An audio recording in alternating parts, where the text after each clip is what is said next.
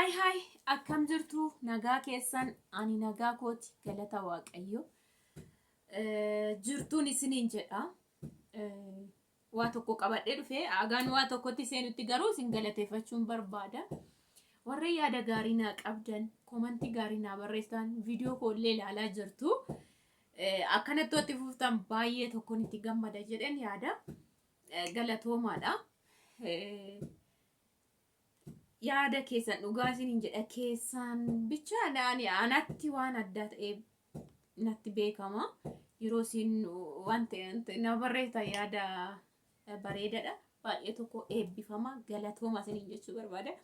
Har'a maal dubbachuun barbaade seetan Itoophiyaa keessatti yaa ijoolleen bo'aa jirtu amma fa'i ijoolleen baay'een diigamsa manaatiin Adama baqa waan illee pilaanii turra bahe kanaafan diigee jedhamu miti baqa madadaa diigaa jiru jechuudha. Fakkeenya normaalii muluudhuma diigaa jiru jechuudha. Iskaavatariidhaan maashiniidhaan jechuudha. So biyya keenya keessa homaa jechuun hin danda'amu gizee hundaan isiniin jedha maaliif waa akkattallee jechuu dandeessu. Biyyatti hojjettanii argattan biyya suma qabdanutti fayyadamtanii miti. Yeroo baay'ee immoo waa'ee lafaa isinitti haasa'aa ture hani. Meetti deebi'een isinii haasa'aa hundumaafuu maal haasa'uu barbaadanii Itoophiyaa keessatti mindaan birrii 5,000, 2,000, 3,000, 7,000, 10,000 sana hin caaltu akkam maastarii isa qaba malee jechuudha. Innaa garuu mindaa ji'atti argattu mindaa miti reessan garuu waa tokkoon gadi bahee immoo bita yoo jettan. Har'uma kana mindaashii ji'atti argatta isin gaafatu jechuudha. Dhugaa isin kolfisiisuuf anillee egaa waaqayyo haa eebbifamu jechuun qaba. Waaqayyo eebbifamu silumni harka jiruun bite miti meeshaan birrii 2,500 bitee amma suuqii gaasuma gadi bahee dhufee isin agarsiisa jedhee dhugaa waaqa tokko mindaan nama ji'atti namni tokko kan fudhatu ji'atti Kiristoosin baay'een arga faabrikaa kan hojjetu 2,500. Dhugaa waaqan isiniin jedha 3,000, 2,000 kan argatu. Garuu gadi baheen mee waan tokko bitadha yoo jettan har'a bichaa isin gaafata jechuudha. So shaamboo kanan bituu barbaade ani jalqabaaf Itoophiyaa keessatti shaamboo amma bituu kooti. Shaamboon fide reefuun fixee jechuudha. Shaamboon kun Sunsilkidha. Trichap jennaan trichap maalinaan jaa suruma na laalanii. Farmaasii dhaqna.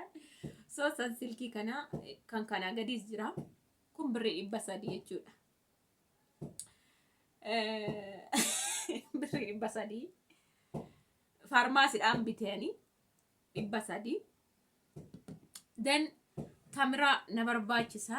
Duras baay'een bibbitadha. Tamira nan bitadha. 250 fi waan ta'e ture duraanii.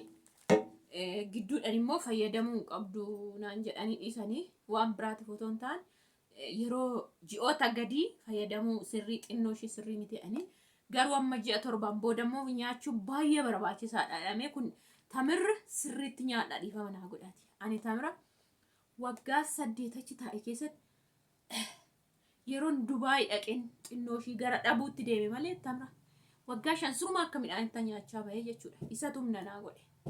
So tamira baay'ee fayyadama. Tamira aannan fa'i keessa buusati. Firee 3 aannan fana itti caracaraati zim jedha dhugaa. Yookiin immoo nyaachaa itti dhugaa bunaanis haa ta'u tamira nan bisinaa ganama jechuudha. Tokkoffaa humna isinii godha lammaffaa kalee dhiqaa sadaffaa jabina qaamatiif kaasheema akkuma isiniin jedhee waan baay'eedhaaf tamirre jechuudha. Kanaaf biyya keenya gaa baay'ee widdiidha suuqiidhumarraa bittu. Kiiloo 5 waan ta'e fideetanii guyyaa tokkotti dhugaa waaqa mucaan siistarii waan isaan beeku mi'oofnan saanumaan fuudhee deeme mucaan hin beeku baasee alatti ijoollee faana nyaatee deebise. Ani garuu mee fayyadamuuf fide saanii laaskitii guddaatu jira kan tamraa mana haadha isheetti fide daraddaree bareechee kiiloo 5 fidee dhufee. Toon guyyaa tokko hin qammasin mucaan fuudhee baasee ijoollee alaa nyaatee fide mucaan waan salphaase kunoo Caakkaa keessa wanti mee nyaatan jedhu maan qoxoomoo ishii seenatti fakkaate. Anyways kana tamra kana birrii dhibba sadii digdama siin jedhu ila kiiloo tokko hundoo kana 320 siin jedhu 300 ani 300 nan bite mirxii tamraati walitti meeqa 600 caammaa kana ani yeroo baay'ee yeroo inni waa bibbitee dhufu in agarsiisu barana uffatoota minaamin naa bitee dhufe sharaa bitee dhufe naqabe sharaan 38 yaa'u miillis nafu furdatee waan jiruufi sharaa sana geeddarachuudhaan dhamne likkiisa 39 immoo nuu fiduu dhaqee dhabe asumaniin kanatti geeddaradhe jechuudha. Caammaan kun birri 900 nuun jedheet garuu kan nuu kenne sila sharaa dhamne dirqama jijjiirachuu waan qabnuuf 700 nuu kenne jechuudha.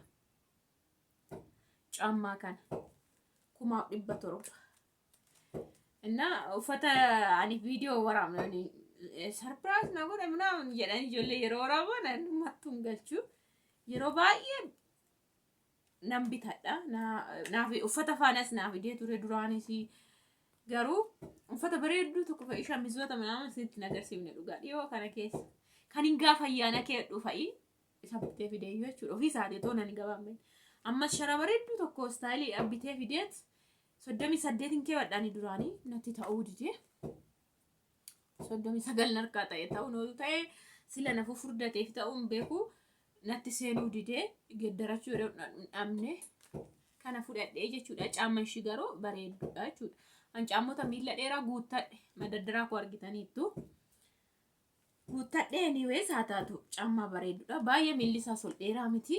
Itoophiyaa keessatti ila miila shi kana laala omaan jettu kobilistooniin seenu caamman koo warri nachi bite akka kobilistoonii walakkaa seenes ammumani jedhu sargi yoo deemtan ookii baadiyyaa ookii piistaa keessa ookii waan ta'e makiinaan qabdan mana yaabbattaniin baatan caamma miila qabu ishii qal'oo qabdu bitachuun baay'ee ulfaataadha biyyatti soo amma tokko fuulduratti kobilistoonii keessa gadi seenu kun xinnoo ishee jechuudha. Kanaaf kanaan bitee okay juusi kana lamaan hin bitee jechuudha. Inni 700 kun injira meeqa waliin birri 2,500 mindaa ji'aa fixee dhufe egaa kun akkatti ishi bormaan ji'aan eegaa kunam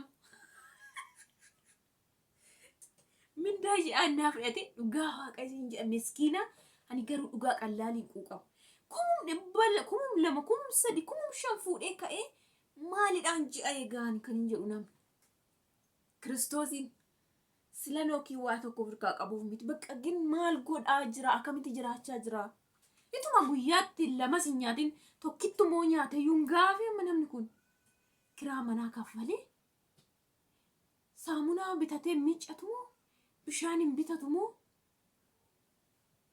maaluma godha kun amma 2,500 jechuun shuma kana jechuudha. Mindaa ji'a jechuudha kanuma ishi innoo maal bitee maal fa'i nyaataa maal nyaatee ji'a gaa dhugaa namni tokko dhugaa waaqayyo kanuma kun bakka amma kana jechuudha. Yoonat baay'ee nama gaddisiisan dhugaa Itoophiyaa keessa kanaaf himme Itoophiyaa keessa sinin argine yoona miskiinni yeroo suuqii hojjedhu akaawwi kenni daaraa kan fakkaatu kun dhufe akaawwi ishii ruubii bitanii kenni bishaan faana ciniinnee bullaa jedhu dhugaa waaqa yoonate daakkas birrii 35 40 50 60 akaawwi jechuudha bishaan faana dirqama isaati kan maal godhu kumuma kudhannatu argatte amma Itoophiyaa keessatti ishii kun kanuma namni immoo lummuuxuma jiraata qofaadhuma isaa baay'ee tokko nama gaddisiisa dhugaa waaqaan garamitti akka inni deemu baay'ee ulfaata. Banagaraachi la iddam viidiyoo kana hojjedhe san silkii fayyadama mataa keessanitti haa ta'u trichaap soo argattan baay'ee bareedudha. Mucayyoo maa akka baay'atuuf mataa maalan godha jette jechuudha. Qobboo fayyadami jedheera tokkoffaa qobboo immoo mataa muluun dibattu as keessa qassitti babbaqaqsaa sassaaqan as keessa dibdeet maasaajii goota malee mataa isa kana muluun dibdu qobboo jechuudha. Har'a yoo dibatte boru siftaanis miicuma rakkoon qabu sanarra garuu ofirran tursiisini. Sadii qibaatota bifa baay'ee kan fedhe haa ta'u qibaatii bifa baay'ee walitti qicii dibadha. Jala isaa caalatti innaa dibattan qibaatii yoo bumaa ta'e innaa dibattan erga qibaatii jala isaa dibdanii yoo istishwaarii qabaatan istishwaarii tafuufa haa'u keessa mataa seena. Yookaan qibaatuma dura bishaan ho'aa keessa fakkeenya kun qibaatii yoo ta'e bishaan ho'aa isaa akkanatti keessa gadi kaa'a. Ho'aa sanatti dibadhaati immoo sirriitti sukkuma daqiiqaa 5-15 amma dandeessanii jechuudha. Kanaaf akkasii ani baay'inni mataa kan caalatti yoo akka ammaa akka warra miidiyaa nama fayyadamutti ta'e wanta walitti dabalanii zayitii faana qibaatii faana qopheeffachuu dandeessa. Caalatti garuu akkasii biqiluu akkasii baay'atu achitti akkasii furdatuuf qobboo dirqama fayyadamii. An Dubaayitti dura biyya duraaniitii galu mataan dheeraa ture. Itoophiyaa ga'ee ji'a 8 innaan ga'u mataan hin jiru.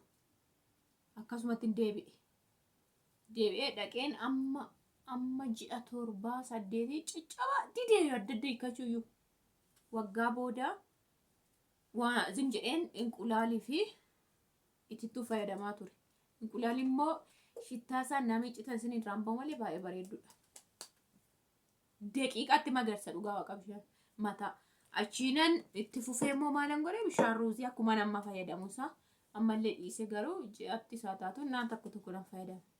Garuu kan mataa kuma garsee qobboo otoo miidiyaarra zooruu qobboo arge. Qobboo faayidaa isaa naan arguun mucaan xaarmusiidhaan bittee dhuftee mucaan kassaanii xaarmusiidhaan jechuudha xaarmusiidhaan. Kun akka zayituuniitiin bitan. So achumaan jedhee argadhe gaasaan maddee fayyadamu dhugaa waaqaa eenyuma nateetino dhugaa Kiristoos maaliin godha seetanii isarraa xiqqoon qica'eetan qibaatii biraallee itti makee jala bicha fayyadamee gaafa miicadhu inqulaalii 4 cabsa mataan koos baay'ee waan ta'e waliin ga'u waan ta'e 4 cabsa zayituunidha. Ittumaan hin beekin dhugaa waaqa mataan koddoo kana gahe. Mataa koo sanaan viidiyoo baay'ee tokko hojjedheen viidiyoon naa ilaabadhe toon poostiin godhin mataan kun naan Dubaayii waggaa tokko keessatti ho'a Dubaayii argaa in tokko fattan nan istishwaarra madha malee in tokko fadhu miiccennas man istishwaarradhaan akka adda naa hiikkatu bareechee dibuun akkanatti tolu innisuma deeme mataan yaa'ee jechuudha. So inqulaalii fi oliiveeraa argattan okay qobboo bargixa biyya alaatti wuddiidha. Biteen dibadhaan wuddiidha. Birri isaanii birri 2,000 1,000 jechuudha. Mindaa kee ji'a tokko jechuudha. Biteen dibadhaa orjinaala isaa ta'ee jechuu kooti lama.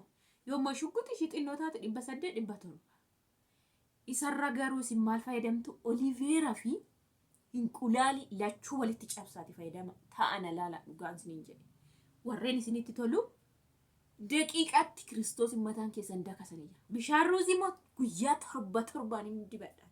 Guyyaa 7 har'a dibadheen bulaa boru ganama. Bitoon gara eewun deeminan miicadha jechuudha. Yookaan immoo ka sa'aatii dibadheen halkan gara sa'aatii 4-5tti miicadhee rafaa jechuudha. Bakka isuma na fayyada. Daqiiqaatti jechuudha. Waggaa tokko keessatti mataan duraan doohana jiru dhugaa waaqaddoo kan na qaqqabe. Achi immoo nan galee baattadheeti ofumaaf nan dhaabee qibaatotaatti jijjiirame. Amma tokko wayyaa jechuudha. Amma tokko wayya. Mataan koos baay'ee iddoo kana waan qaqqabuuf iddoon kun na rakkisee mataan koo. Maaliif seetanii fuula yeroo dhiqadhu saamunaanis bishaan isin tuqa. Kunuu mataadha kan koo. Kunuyyuu mataadha jechuudha la kunis kan koo. Fuula kaashii gara akkanatti naan dhiqadhu. Kanaaf hin caccaba laddoon kun fiillafiitiin mataan kan koo caccaba. Gisee hundumaa jechuudha. Tokko sun baay'isee dangaleeyyuu dhaachuu hin danda'u. Kanaaf akkasii asumaan deebisuu barbaadeetanii maaloo adiraa waaqaa naa deebisii waan naan jetteefan. Bilis gaafii koo biraan darbin waan jetteefanii tokko immooni istishwaarii yeroon istishwaarra jiidhatti immoo goggogaatti jette Istishwaarii yoo istishwaarte goggogaadhumatti sii wayya. Garuu mataa akka miiccatteen baqaqsi garanatti tokko qabi miiccattee galte miti daqiiqaa 2 wayii booda jiidhaadhumsaatti qibaatii xinneessii dibi. Sila istishwaartuuf xinneessii dibi. Akkasumatti taa'ee haa qooru mataadhuma iddoo 2 goota jechuudha. Innaa keessa qooree baqa yoo caafitti illee jiidhinni hafe istishwaariidhaan baqa goggoofkatta guyyaa miiccatte galgala istishwaartaa jechuudha. Innaa akka bishaan jalaa baateen istishwaaruu tokko dafee siin qooruu jechaa oola asirratti istishwaariin. Lammaffaa immoo ammas istishwaarte numa didee jiidhata dafee mataan keenya gobbuu fi qicicaa waan ta'eef kanaaf akka qibaatii otoo hin dibin istishwaarii hin kukkuta mataa kee. Maddee baay'ee otoo hin taane akkuma miiccattee uftee daqiiqaa 3-2 booda qibaatii xinneessii dibii asiinis dibiitii iddoo 2 godhii yaada bishaan keessaa goggogaa waqa galgala tokko fadhu jechuudha. Guyyaa miiccite ganama miiccite guyyaa kallattuma bishaan isa qabu yoo goggogsuu dhatte tokko baay'ee sa'aatii sitti fudhatu 2 mataan kee dafeetumayyuu siin qooruu jechuudha. Akkasii istishwaarii maqaasaa hojjechiisuun geessee qo'annaan fideen isin irraa dubbisee isinii dhiisaa isa orjinaala sana isa furdaa isinitti agarsiise please maqaasaa nutti minaan jettanii inni orjinaala isa maqaasaa hojjechiisuun geesse kaleessuma waan ta'eef innaa dhufee suuraa kaasin isiniif poosti godhaa jechuudha. Kanaaf suuqii immoo dhuguma saaqxanii isin deebisiisanii ilaaltanii isin deebisiisanii orjinaalummaa isaa jarruun beeku jarruun qabu yoo mana keessaan dhaba waan ta'eef bifa sanaa bitattan isaan sila beekaniif bifa sanaa bitachuu dandeessu. Ana amma isa lamaan dafanii na ilaa caccaban anatu bite isa orjinaala garuu niitiin naa bite isa amma kalee isinitti agarsiise isa furdaa anuyyuu waggaa 4 itti fayyadame. Namaayyuu iddoo sanaan irraa na jalaa ka'e malee ganaa amma fi hojjetaa jechuudha. Akkasii isiniin jedhaa sagalee isinitti dhiyeesse baay'ee.